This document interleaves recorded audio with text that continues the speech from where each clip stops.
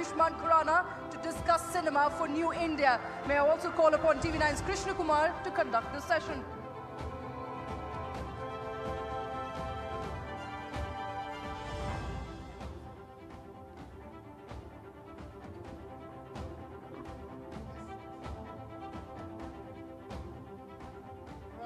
Right, talking about star-studded panels, we've had some of the biggest ministers grace this stage, and now we have an actor par excellence. I wrote that AV for you, Ayushmann, by the way. It was very easy to do that because it's incredible your work in the last, 11 years to 12 years? 2012 was Vicky Donor. You started off as a theatre artist in Chandigarh, 5 years of theatre roughly, and then TV happened. And then movies happen. You know, in corporate terminology, that's called steady career progression. You know, when you look back at your journey, and today you are here, you've just won the Time Magazine's Time 100 Impact Award. You know, you're somebody who's taken Bollywood globally as a personality recognized globally. From the streets of Chandigarh to now, when Ayushmann Khurrana looks back at his own journey, what does he think? Very gratifying. I think the journey has been really gratifying, and the universe has been really kind to me. I've met amazing people in this journey.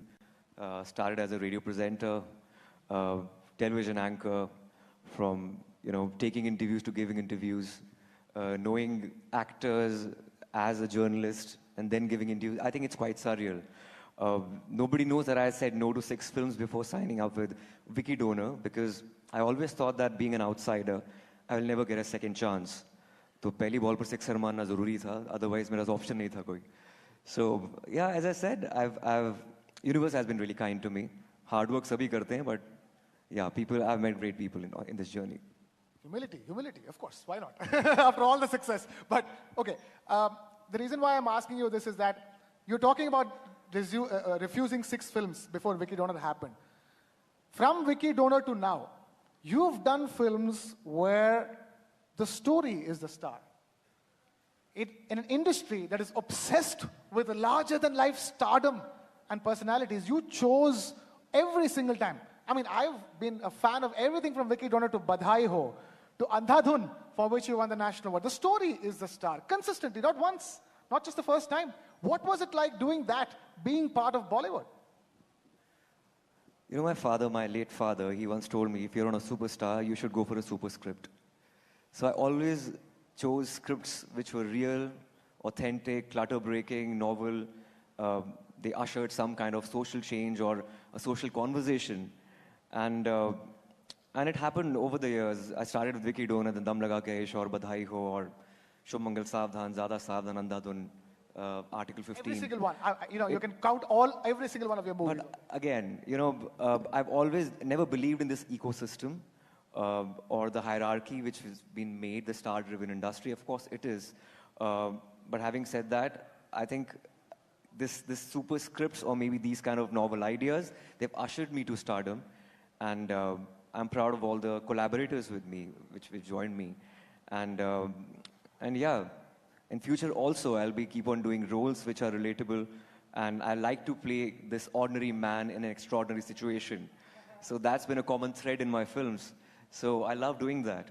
It's a bit meta, isn't it? You are an ordinary man in an extraordinary situation today in real life. And then you play an ordinary man in an extraordinary situation in your movies as well. Talking about scripts and movies, do you think that, India at this stage, we can have stars like Ayushmann Khurrana, who is going to turn around and say, it doesn't have to be about me. This movie doesn't have to be about me. For example, Badhai Ho. You're technically the so-called male protagonist in the movie. The movie was about so many things apart from you. You can do that in India right now because that's where Indian filmmaking has reached. The audiences have matured like that. And that's the kind of cinema from India that's doing well outside of India, that's making the world sit up and take notice of Indian cinema, like Andhadhun, for which you win the national award for performing in that. Do you think we are at the right stage to take Indian cinema to the world in terms of scripts, performances, and production values? Everybody's looking at India right now. It's the best time to be an artist. It's best time to be an Indian. So I think we are living in a great era. And I'm proud of the fact that we have like a Natu Natu or Elephant Whisperers who won like global validation. And it's a proud moment for us. The more rooted we go, we should actually explore more rooted stories, and that's how we reach globally. They are, for them, I think it's very intriguing to know about India. We have a vast country, we have our own complexities, we have crazy amount of languages, religions, regions, and I think more we explore on the celluloid or through art, I think it'll be incredible, and we are reaching globally, and I think it's a great feat. It's beautiful that, Punjab da Puttar here is talking about so many languages, referring to South Indian movies as well. I always used to say, you are the Hindi version of Vijay Sethupathi. That's my favorite way of giving you a compliment. That's the kind of movies you've done, the kind of work you've done. I'm sure you yourself mutually are friends and fans of each other as well. We have transcended boundaries in terms of cultures and languages. Back in the day, when Kannada cinema was not doing this, suddenly Kantara happened. And, things have changed dramatically. Even Andhadhun performed really well in China. It is beyond that barrier of language and culture, and art is a true unifier in a country right now. Absolutely. You brought Pani Da Rang to the national audience. Somebody from Chennai, Madras like me sang Pani Da Rang when it came out. We'll get to that later. We'll talk about your singing later. We're talking about going global. Talk to us about what happened when you were told that you were part of the Time Magazine's 100 Impact List. And that was not just for your disruptive cinema with social messaging, something that creates social conversations we're talking about, but also your exemplary work as a child rights protection ambassador for UNICEF. Time happened twice in these last 3 years. I never aspired for that validation. I was just doing my job. I've said that repeatedly that if your core is pure, if you want to probably work through your craft and send a social message, not with certain agenda in mind, the acknowledgements are later. They are just byproducts of whatever you do. And wholeheartedly, I have chosen stories which are unique, novel, and clutter-breaking, and they usher a certain social change, as I said earlier. So I guess it's really worked like that. My father has blessed me, I think, that I got that validation twice in these last 3 years. And there was no desperation to get global validation. I think we're just doing our jobs as an artist, and that's that. I'm asking that primarily the reason, right? So you're already doing social work with your cinema, if I may put it that way. you do social work with your cinema, and then you do actual social work as well, correct? Yeah, UNICEF Ambassador, again, we are opinion leaders. Cricket and cinema, they're two biggest entities in the country. And if you are a name in that realm, so I guess you have that social responsibility on your shoulders. And being part of UNICEF, I've gotten to know India better.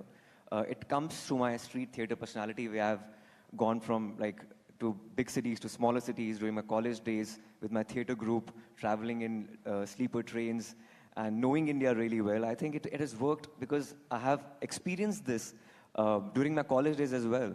So being rooted is the only thing. And if you know your country well, you can usher something through your art.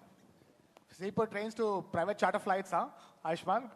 Sleeper trains to private charter flights, huge Quite journey. surreal. I think I'm living in a la la land right now. Okay, talking about cinema, and we'll just hold the conversation on cinema for a bit. I did talk about Pani Da Rang. You're somebody who's captured hearts in this country with your singing alongside your acting, because it began together. When the country woke up to the fact that there was Ayushmann Khurrana with Vicky Donor, it woke up and sang Pani Da. Is that? Rumanul. If you can continue, give us a little bit for Pani Da Rang. It's been 12 years of Pani Da Rang. Listen, the thing is, What's it? Pani Da Rang from Ayushmann. We have Ricky Cage in the audience, a Grammy winner, saying, yeah. Please, Pani Da Rang for us. Mahiyana aaya mera, mahiyana aaya. Mahiyana aaya mera, mahiyana aaya. Ranjana aaya mera, mahiyana aaya. Mahiyana aaya mera, ranjana aaya. Akhaan da noor vekh ke, akhiyan cho hanjur udde. Wow. Guys, still feels like that. That's like digital recording, live performance quality. I'm asking about live performance because of late, you've been on a rage performing live. Your live performances are great. You've been talking about how you want to continue your singing and live performances. And your live performances have a social media tinge to it. You use the latest trends like Moe Moe or any latest social media trend. That's the reason why you're connecting with your audience. What is it like after all the accolades for acting behind camera, the edited versions, to now going back to live performances with singing and connecting with audiences? As a theatre actor, I've done a lot of musicals in school and college, so I think it's just an extension of my theatre personality. Yeah, but you let it go for a bit in between. I did, because I was filming at least three films a year, so I'm a very bad multitasker. So it's just that I'll be concentrating more on music this time as well, in 2024. That's the plan, that I'll be singing more, writing more, composing more. Though I started as an actor-singer, got 2 Filmfare Awards as the best debut and also the best singer, which is again quite an aberration for an actor. But yes, I'll be doing music seriously now this year around. Is it again a continuous process of evolution, Ayushmann? Because that's what's happening with Indian cinema as well. We've been making great cinema for a very long time, but we're evolving and evolving and evolving like that to the point where Natu Natu is being performed on Oscar stage. You have Elephant Whisperers getting Oscars. Ricky Cage going every year to Grammys and saying, hey, one Grammy this side once. Year after year is there. So, in that sense, this is Ayushmann still evolving. Ayushmann is not a finished product now. I've always have a learning license with me. I'm a learner. I'm a very bad teacher, though. I'm always a student. And I can put this very selfishly, that acting is all about learning, knowing people, having experiences, and ever evolving, just like you, me, and everyone else. I think if we know that hame sab kuch aata hai, to I think that will be the last day. Would you be trying your hand at anything apart from Hindi cinema, if I were to ask you that? I'm good with Indian languages, so I would love to do regional cinema as well, since I think there is no cultural boundary, as I said, with the language as well. Would like to explore Malayalam cinema as well, because I'm a huge Fahad Fazil fan, the kind of cinema that he does. So am I. Yeah. So I would love to explore regional cinema. Ayushmann Khurrana hopefully we see him in Southern cinema, Malayalam or Tamil, hopefully. Again, for all those watching this conversation, news emerging, and Ayushmann is going to be performing a lot going forward as well. Is there any destination that you were working with in your mind? For example, that boy in Chandigarh who was doing theatre, traveling in sleeper trains, came to Bombay, there was TV happening, and you were in the thick of things, and then movies happened. Was there a destination in your mind in terms of where you want to go? Not really. I don't want to sound very philosophical, but life is a journey. I take one day at a time, one interview at a time. I just live in the moment. One question at a time. One question at a time, one song at a time, one film at a time. So it's all about that. There's no 5-year plan, and plans keep on changing. Since pandemic happened, there were different conspiracy theories floating around. This kind of films will work. Only big budget films will work, and only sequels will work. And we were going through a plunge that time in cinema. But 2023 has been the biggest year of Hindi cinema commercially, where every kind of film has worked, from a big ticket film like Animal or a Jawan, mid-budget films like Gadar 2, Oh My God 2 or Mine, Dream Girl 2, also 12th Fail, a small film. So I think we are back, and that's a great comeback made by Hindi cinema, Indian cinema. Okay, I should have asked you this before. Talk about going regional, and you would agree that now regional is global right now. But what about actually going global? What about Ayushmann Khurrana going to LA and making a movie? It has to be the right representation. Should not be just tokenism of just a brown guy, acting. Not really all that brown. Actually, I look more brown than you between the two of us. Okay. But brown is brown. Indians are Indians. So I guess it's not be just a tokenism, as I said. There has to be a story around it. And if you can make our own stories, we don't have to go westwards. If they are coming eastwards and looking at India as the fulcrum of global cinema, so I think we don't need to go there. They need to come here. So, that being the case, I want to ask you, yes, you're going to be busy performing a lot. I feel that with you. But you are going to be making movies as well, hopefully, right? Not too many. But are you going to be targeting those projects that are meant for Indian films, Indian projects meant for a global audience? Do you consciously do that? Or are you planning to do that to be part of cinema, to make cinema that is not meant for Indians or Indians living abroad, but meant for people across the world, meant to eventually be nominated in the regular category of Oscars, not in the foreign language film category of Oscars. And that's what I'm talking about, making global cinema right here in India. What is Ayushmann Khurrana's plans on that? You know, during Time magazine felicitation in Singapore, I mentioned that we need to go just introspect, look inside, look in India for stories, be more rooted, and the more rooted you go, the global you'll touch and reach. And that's what we've been doing. We don't have to look at them as a target audience. We just have to look at our society in general. As I said, ordinary men in extraordinary situations. It's plain and simple. And whatever resonates with your heart and core, and whatever is relatable to Indian diaspora, I think that'll touch everywhere. Like, there are a lot of traditional cultures like India, like Mexican culture is very Indian, Japanese culture, they're very rooted. So I think it'll touch anywhere, like everywhere. Anyway, what's the name of the film? All at Once. Everything, Everywhere, All at Once. Everything, Everywhere, All at Yeah. Once. So I think that touched everyone. It was so rooted about relationships, about various aspects of life, parallel worlds, universes. I think it really doesn't matter if you're thinking about. I'm asking because, like, you need sometimes a project that's mounted on a particular scale, or has the kind of legs to be taken to international film festivals and being shown to people, so that it runs and it flies across the world. For example, you had a Gully Boy, which got premiered in the right places, which went to Venice and went to everywhere. So in that sense, when Ayushmann Khurrana is greenlighting a project, saying that, okay, I'm going to be putting my hard-earned time into this movie, are you looking at that kind of cinema where, like, okay, this is the kind of film that we're going to make it, we're going to take it, and we're going to promote it across the world? That was my intention of asking. I think Article 15 was one of those kind of films which could have been in festivals and could have touched globally, because it's something which is very unique to our system, and we're not as supposed to be unique proud as of possible. that. Yeah. So that's one film. Andhadhun was another one. Dam Laga Ke Haisha. These three films still had that festival vibe, but if we are talking about the song and dance commercial cinema, that's not festival worthy. So they has a certain grammar of cinema when it comes to festivals. So I think it really depends. In future also, I don't have those kind of films, but it's certainly a cross between commercial and critical cinema, which I've always been part of.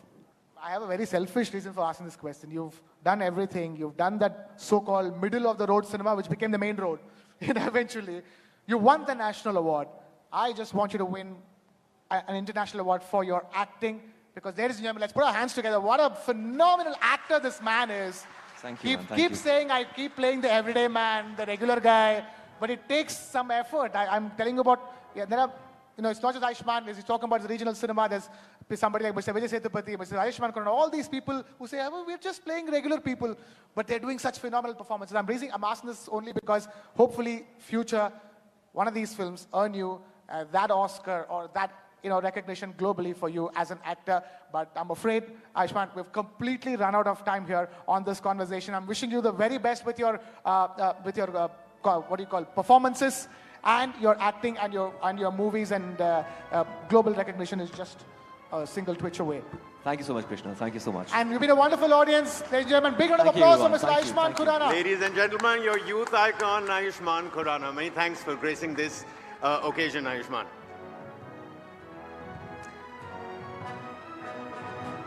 All right then, ladies and gentlemen, moving on forward to our next discussion and discourse. And of course, do pay attention. This is also going to be really interesting and quite riveting. An equitable boardroom today, ladies and gentlemen, has been a long-standing dream for Women of India, Inc. Now, India was the pioneer developing nation to implement quotas for the female board representation back in 2013, with a mandatory at least one woman independent director at top 1,000 listed entities. The concerted attempts bore fruit. And today, at least 1 out of 5 people holding a position on boards is a woman. The regulatory push has increased women's participation in Indian corporate boardrooms like never before, but there is a still very significant room for improvement. How do we go beyond tokenism and ensure that women are actually heard? The motherhood penalty is minimized and women are taken back into the workforce. Important questions. But a lot more that still needs to be done, and before we do that, let's take a look.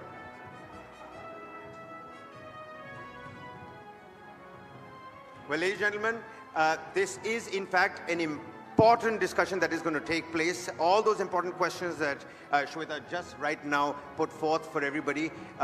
We have an important person that's going to be leading this next session as well, isn't it, Shweta? Absolutely. And I'm sure you must have heard of all of these names. And some of these names are prominent faces, people who've been spearheading women as entrepreneurs, as leading activists, as lawyers. You name it. We have a power-packed panel coming up.